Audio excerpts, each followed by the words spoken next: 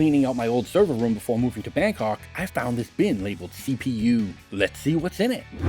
Empty Ryzen 7 box, empty Ryzen 5 box, thanks a lot guys, AMD CPU trays, paperwork, i3 2100, i5 2500, that's not that bad, i3 3220, 4 gigs of DDR3 laptop memory, this is not a CPU, i5 2400S, T2500, ancient, and I don't even think this is a 64-bit chip, i5 2320. Wait a second, what kind of sicko mixes super glue in with the thermal paste? Oh my god.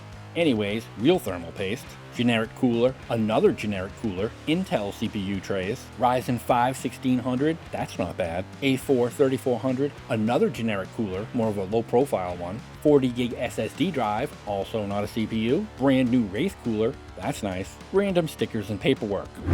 Alright, that's most of it. Time to separate this stuff into 3 piles. Valuable, low value, and garbage. I started eating garbage! In the valuable pile, we're only going to put the Ryzen 5 1600 CPU and the brand new cooler. In the low value pile, let's put most of these CPUs, the used coolers, and the plastic CPU trays. These could be useful to some people. I'll put these together with the valuable pile and see if I can sell them as a bundle on eBay. And the rest is trash or recycled.